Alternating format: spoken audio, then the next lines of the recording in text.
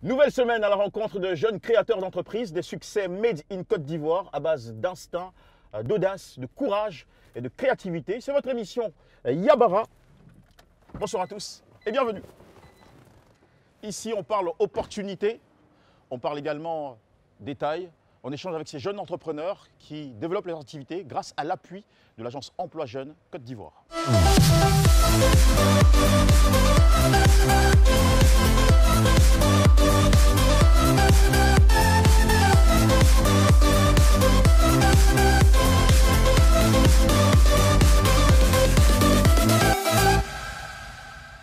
Et pour nous accompagner dans ce numéro, Zara Koulibaly, directrice marketing communication de Livraison Choco, un service de livraison sur le plan national et international. Bonsoir Zara. Bonsoir monsieur. Merci de nous recevoir dans vos locaux. Je vous en prie, bienvenue. Alors votre entreprise existe depuis quelques mois seulement et déjà vous rencontrez un certain succès. Quels sont vos moyens de fonctionnement? Nous avons 10 motos, 3 véhicules et un tricycle pour nous permettre de pouvoir satisfaire nos clients. Eh bien, écoutez, vous êtes la boss de votre domaine, marketing et communication ici. Nous aussi, nous avons un boss dans cette émission de chaque semaine. Alors pour ce jour, c'est un jeune Ivoirien qui nous prouve par son exemple qu'on peut être élève ou étudiant et se lancer, réussir dans l'entrepreneuriat. Nous allons découvrir à travers cette histoire tout de suite un Ivoirien qui a ouvert en 2019 son pressing. Alors comment il a personnalisé son offre, comment il a élargi son entreprise et surtout bénéficier de l'appui de l'agence Emploi Jeunes Côte d'Ivoire. Son profit, ses récits, on découvre ça tout de suite ici. Ok, mes très chers collaborateurs, merci pour votre présence d'aujourd'hui. On va faire un peu le point de la première semaine que nous avons débuté dans ce mois. Donc Marie, en tant que gestionnaire du pressing, la parole t'est accordée. Après toi, nous allons parler un peu avec le commercial pour nous faire le point de son terrain qu'il a fait. Maurice Stéphane Diakité est étudiant en licence de sciences économiques et de gestion. Pris par le virus de l'entrepreneuriat, il choisit l'option d'un pressing moderne comme activité annexe, faisant de lui le boss de 2 employés à temps plein et 3 commerciaux payés à la commission. Son business a été lancé grâce à un financement de l'agence Emploi Jeunes. L'agence Emploi Jeunes, ils ont une plateforme qui existe sur le site internet que nous connaissons tous, agenceemploijeunes.ci. Ils ont une page aussi sur les réseaux sociaux, notamment la page Facebook Agence Emploi Jeunes. Lorsque j'ai appris qu'il y avait un financement des projets jeunes, puisque mon projet, j'y tenais réellement, le projet était déjà rédigé. Donc je me suis rendu à l'agence Emploi Jeunes de Siporex, l'agence locale de Yopougon, pour pouvoir exposer mon projet à la conseillère projet qui m'a coaché, qui m'a aidé à bien structurer mon projet. À la suite de cela, elle m'a donné un formulaire que j'ai eu à remplir. Il y a d'autres personnes parmi nous qui n'y croyaient pas, effectivement. Moi, j'y croyais parce que grâce à l'emploi jeune, j'ai eu à faire un stage à l'université. J'étais agent administratif au sein de la faculté de SHS, la licence de l'homme et de la société, en tant qu'agent administratif. Donc, après mon stage de là-bas, j'ai vu l'opportunité de financement. J'ai dit que c'est possible. Donc, moi, je sais qu'ils font un travail remarquable. Donc, c'est pourquoi j'ai souscrit à nouveau. Et Dieu merci, j'ai été retenu parmi les personnes bénéficiaires de ce financement-là. J'ai eu la somme de 700 000 francs CFA pour pouvoir débuter réellement. Abonnement au mois, carte de fidélité, collecte et livraison de linge à domicile sont autant d'innovations pour satisfaire et maintenir la clientèle. La première fois, ça a été vraiment bien fait. Monsieur a apprécié, donc il m'a conseillé de toujours venir ici. Et ils ont de meilleurs produits et puis ils sont accueillants. Vraiment, je suis satisfaite. Ils sont assidus. Ça me fait maintenant 2 mois, je crois. 2 mois. Je suis abonnée et puis j'y compte rester.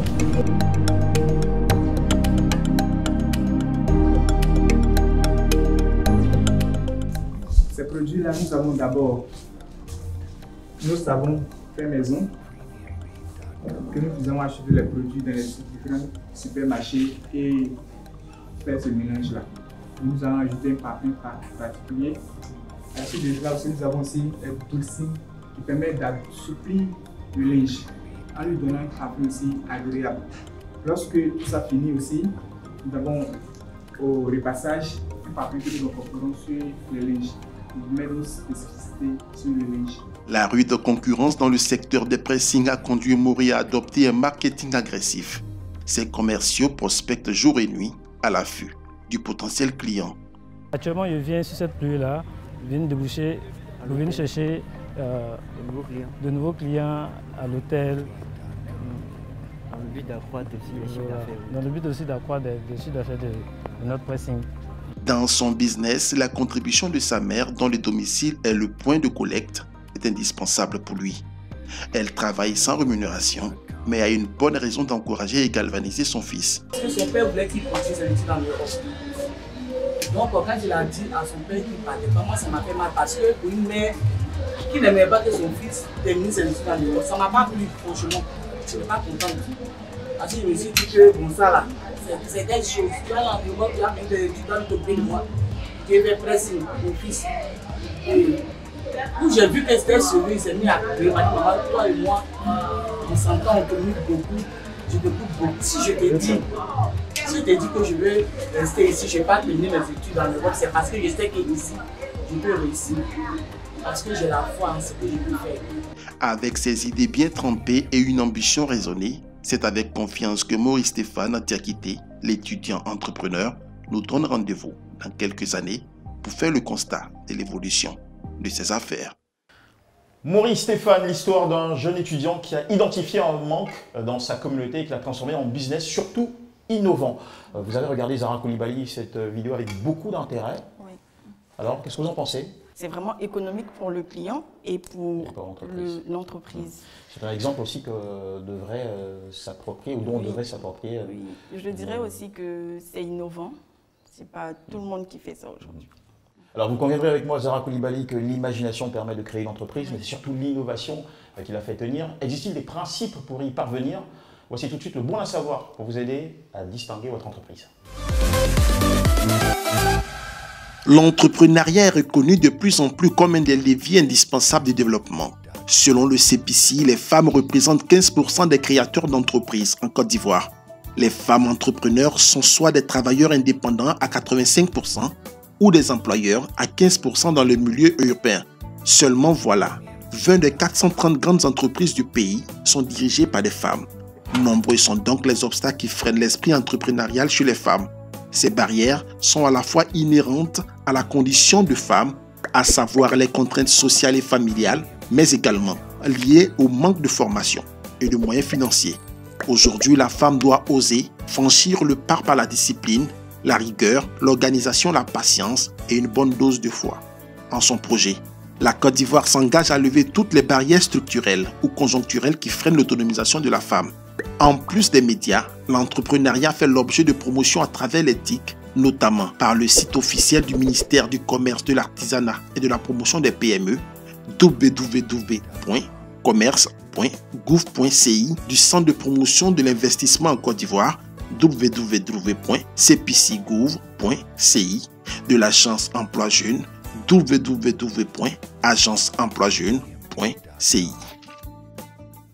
Et voilà, ça sera ainsi chaque semaine. Nous vous donnerons dans Yabara des outils pour top-up votre entreprise ou envie de vous lancer dans l'initiative privée. Eh bien, merci beaucoup à vous, Zara Coulibaly, de nous avoir accueillis. Oui.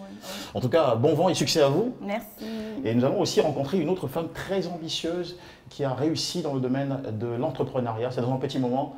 On va tout de même se déplacer pour ce faire. Allez, salut. Cette semaine, la motivation à entreprendre nous arrive du chic, du confort de cette maison, celle de Madame Alice Cesse, qui a mené essentiellement ses études en France, où elle a travaillé comme chargée de clientèle au Groupama Assurance pendant 4 ans, avant de démissionner, laissant salaire, privilège, pour retourner en Côte d'Ivoire en 2014, où elle est embauchée dans un grand groupe d'assurance locale. À la suite, elle décide 1 an après de créer sa propre entreprise. Cesse Assure, aujourd'hui 6 employés et plus de 350 millions de francs CFA de chiffre d'affaires annuel. Madame Alice Cesse, merci de nous recevoir. Bienvenue dans Yabara. Je me demande comment vous arrivez à chaque fois à prendre cette décision de partir alors que vous êtes toujours dans des, disons, dans des carrés confortables. En France, vous receviez entre 2500 voire 3000 euros par mois. Pourquoi avoir pris cette décision de vous arrêter un moment et de rentrer dans votre pays? On va dire que j'avais la conviction personnelle, en fait, à un moment donné, de de rentrer dans mon pays pour mettre à contribution en fait tout mon savoir, toute l'expérience que j'ai pu acquérir en Europe au profit donc de mon pays. C'était une décision facile à prendre?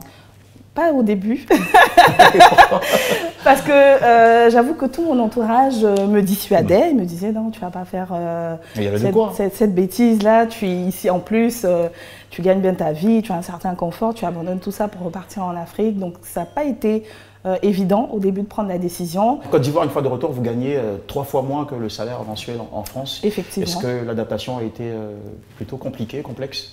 À ce niveau-là, non, parce que j'étais préparée quand même psychologiquement. C'est un projet que j'avais mûri depuis quelques années et puis je me suis lancée. Donc je savais dans quoi je venais, dans quoi je m'engageais.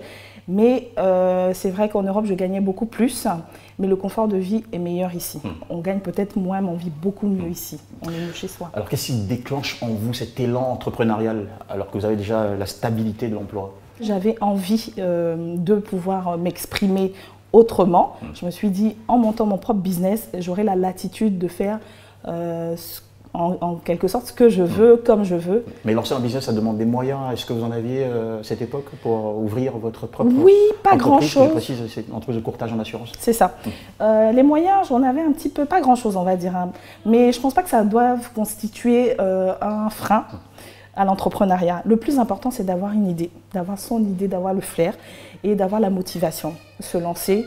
Et les moyens viendront après en appui. Je pense que quand on a la conviction en son projet, quand on y croit vraiment, on peut se lancer et on y va parce qu'on y croit. Donc il faut vraiment avoir son projet, y croire et ensuite on se lance. Aujourd'hui, ils sont nombreux ces employés qui rêvent de pouvoir prendre des libertés, d'avoir de meilleurs retours financiers, un meilleur confort de vie. Et ça passe forcément par l'entrepreneuriat. Il faut se décider, il faut oser, il faut bannir ses peurs. Quel message vous avez alors envoyé justement pour les pousser à franchir le pas? Ce que je pourrais dire à ces jeunes-là, n'ayez pas peur, lancez-vous. Dans la vie, parfois, il faut prendre des risques. Donc, qui ne tente rien n'a rien. Vous avez tout à fait raison. Comme disait un sage, l'oiseau qui a peur de tester ses ailes ne réussira jamais à voler.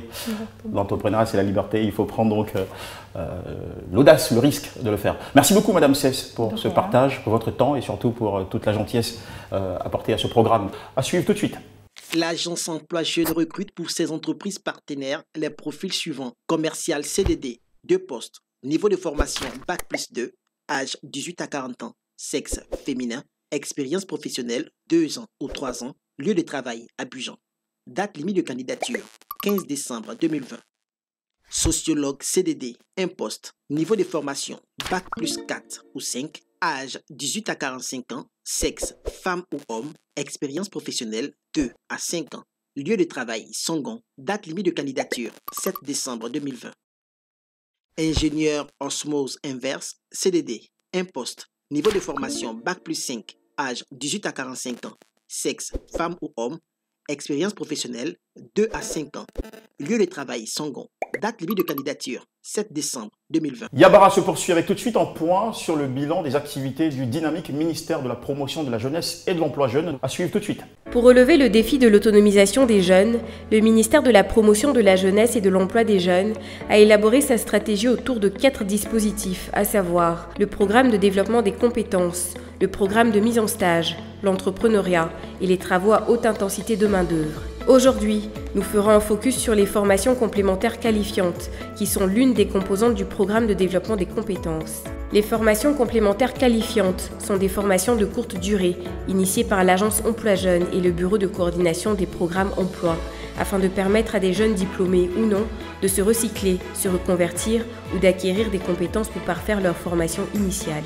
Ces formations, très pratiques, dispensées par les cabinets agréés, débouchent sur un stage de qualification en entreprise et sont sanctionnées par un certificat de qualification. Les domaines couverts sont la gestion des ressources humaines, la comptabilité, les télécoms et les métiers liés à la fibre optique, l'électricité, les mines, la mécanique, l'hôtellerie-restauration, les métiers de l'aviation, l'aviculture, etc. Pour la période 2012 à 2019, ce sont 33 999 jeunes qui ont bénéficié des programmes pour un coût global de 22 582 787 012 francs CFA. Et voilà qui nous amène au terme de cette émission. Merci à tous, mesdames et messieurs, de l'avoir suivi. Ne l'oubliez pas, l'oiseau qui a peur de tester ses ailes ne volera jamais. Prenez donc votre envol, car l'entrepreneuriat, c'est la liberté. Allez, je vous retrouve la semaine prochaine pour un autre numéro encore inspirant de Yabara. En attendant, n'oubliez pas de faire un tour sur nos différents réseaux sociaux et retrouvez cette émission sur notre page Facebook Yabara. Bon week-end à tous.